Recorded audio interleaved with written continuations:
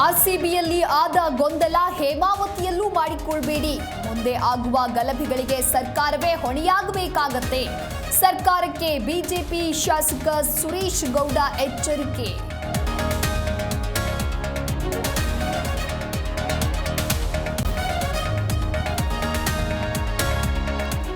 ರಾಜ್ಯದಲ್ಲಿ ಏರುತ್ತಲಿದೆ ಕೋವಿಡ್ ಕೇಸ್ಗಳು. ಕಿಲ್ಲರ್ ಕೊರೋನಾಗೆ ಮತ್ತೆ 2 ಬಲಿ. ಬೆಳಗಾವಿ, ದಕ್ಷಿಣ ಕನ್ನಡದಲ್ಲಿ ಕೊರೋನಾ ಆತಂಕ.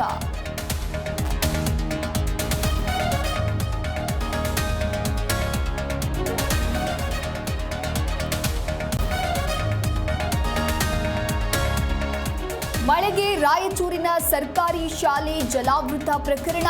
ಜಿ ಕನ್ನಡ ನ್ಯೂಸ್ ಸುದ್ದಿಯಿಂದ ಎಚ್ಚೆತ್ತ ಶಾಸಕರು, ಅಧಿಕಾರಿಗಳು. ಸ್ಥಳಕ್ಕೆ ದೌಡು, ಪರಿಹಾರದ ಭರವಸೆ.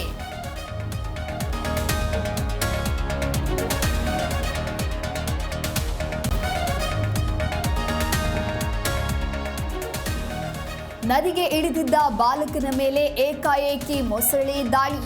ಕೈ ಮತ್ತು ಎದೆ ಭಾಗಕ್ಕೆ ಗಂಭೀರ ಗಾಯ, ಪ್ರಾಣಾಪಾಯದಿಂದ ಪಾರು. ಬಳ್ಳಾರಿಯ ಸಣಾಪುರ ಗ್ರಾಮದಲ್ಲಿ ಘಟನೆ.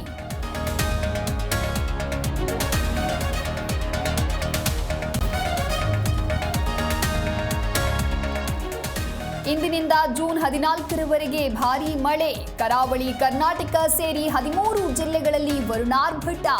ಬೆಳಗಾವಿ, ಧಾರವಾಡ, ವಿಜಯಪುರಕ್ಕೆ ಆರೆಂಜ್ ಅಲರ್ಟ್.